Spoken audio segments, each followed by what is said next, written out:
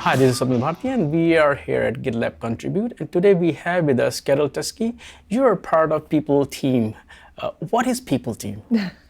Good question. So the people team is made up of our recruiters and our learning and development, diversity and inclusion, our operations group, and our compensation and benefits. And we're going to be adding a team to look after our handbook, because you know our handbook is where we put how we operate. Everything you need to know about how to do things in GitLab is on our handbook, and we're going to have somebody dedicated to do that. So the people team is made up of all of those groups. But if GitLab is like all remote, why do we need HR in People's team? Because anybody can contribute. Very good point, yes. But for us, we want GitLab to be an amazing company for people to work in, where they can feel like they belong and also feel like they can reach their potential. And to do that, we have these different functions that are really going to help people stay engaged, develop the skills that they need, and make sure that we are driving forward with GitLab to the scale that we need to be. Right. And before GitLab, you work in traditional Yes. companies.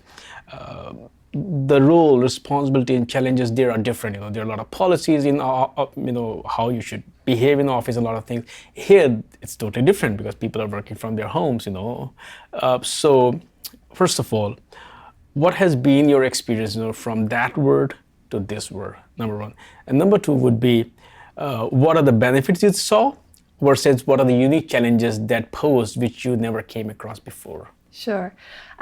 It is true, yes. When you're in a bricks and mortar type of environment, there are certain standards and rules that you have to follow. But here in GitLab, we operate in a very respectful manner. So there are those expectations as well. There's an expectation that you are working collaboratively with your colleagues, you're being respectful, you're communicating in a professional manner, and all of those things lead to the same type of environment, even in a remote company.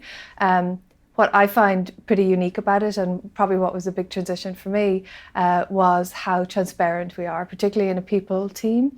I haven't been used to operating in such a transparent environment. I think it's a huge proponent of why we're being successful as an organization, in that we are that transparent, everybody can contribute. And that means that we're getting excellent ideas from people across all the teams and globally, and making sure that we are looking at things from a global mindset. With that, there are some challenges in that. How do you ensure that everybody feels connected when we are so globally dispersed? How does everybody get all the information on a regular at the same time? And that's why we push so much for the handbook to be where all the information is held, because that is eligible. Everybody can access it. Everybody has the information at the same time because the handbook gets updated first. So that can really help with the challenge of not all being in the one location. Right. I have never worked in a corporate environment for almost 15 years, so I actually don't even know how it works. But what I do know that I think there is some kind of orientation people do when somebody joins, and how do you do that in this environment? You did mention handbook, so does handbook, like people have to go and read the handbook? How does that orientation work? Or you don't care about it because people are aware of the community, they are aware of the environment, that's why they're joining GitLab. So I'm just curious about that. Sure. A lot of the time, most people before they join and as they go through the interview process absolutely read the handbook, and that's feedback we get all the time, is that it's an amazing resource and it actually reaffirms their interest in the organization. So that is great for us to hear. But equally, when they do come on board, we have to onboard them. So we use GitLab as a way of onboarding people. So every person who joins has an onboarding issue, and in that is how they get onboarded to the organization in general, but also from a functional perspective. It's something we constantly iterate on, and we are changing and improving with the lens of the new hire experience coming through as well. So they're having that human feel. We also recognize that people learn in different ways and they internalize information differently. So we are working on different ways to make sure that people are they can read it, they can watch it, they can talk through it. So that's something that we're iterating on. A lot of people, they have their personal problem. In traditional environment, they need to go for checkups and doctors and stuff like that. And a lot of personal challenges that they come across, which affect their work life also. So in this environment, what kind of can you share some ideas where we're like, oh, because of this unique environment, you are able to help people better versus traditional model? Sure, absolutely. I mean, we fundamentally are results based. So, that means that people have the flexibility to work their hours around their life. And it's always family first and you first. So you need to take care of yourself. And that's very much encouraged from Sid all the way through all of the leadership. You build your work life in around your own personal life, and that's, I think, one of the benefits of being remote. You don't have to ask for time off. If you need to take time, you just block it in your calendar so people know not to disturb you. And the attitude really is everybody's an adult, so we hire you because you've got the skills, you've got the behaviours that we want, and we trust that you will do your job and do it responsibly. So people work their lives around work. We're helping families live their lives as they want to and fitting work in around it. And by doing that, you are enabling people to stay close and look after their family and themselves first. And that's a huge part of what GitLab allows for people that are team members that are working with us to be able to take care of themselves and their family first. Not having to commute, obviously, is a huge thing. Not having to travel. We have to travel once every 9 months, and it's an amazing thing to all come together as we are here and contribute. We're not asking people to travel on a regular basis or spend hours commuting. So that absolutely helps. Okay, so far we have been talking about other people, but you yourself came from it. So how was the transition for you? How do you manage your work-life balance here? Yeah, it's definitely different, I have to say.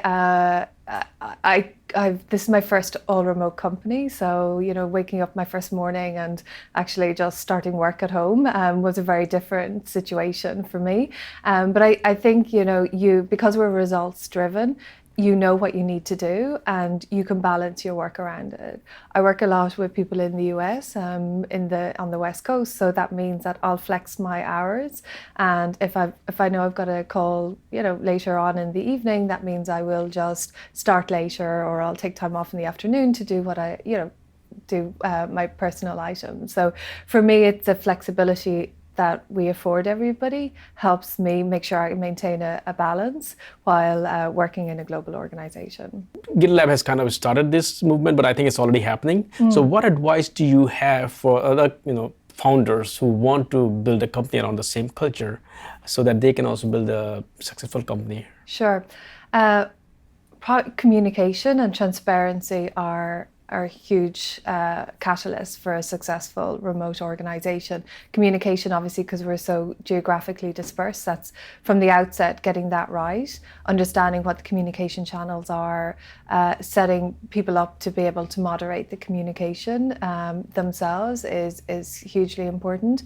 And I would say the transparency piece, understanding how to be as transparent as we are, understanding how to navigate it as well, because there are certain things that are outside of people's comfort zones, being so transparent and getting all that feedback. But I think if you can really hone in on the communication and transparency, they're foundations for starting up. Exactly. Before we wrap this up, since you have transitioned to a new work-life balance, so you may have a lot of free time or not have.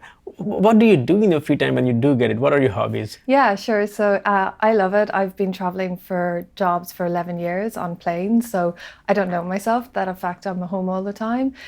So really enjoying catching up with family, friends. Took up sea swimming recently in the Irish Sea, so that's keeping me busy. It's quite cold at the moment, but enjoying it and really getting back into being able to have habits and stick to commitments that I can do during the week. So it's an amazing change for me.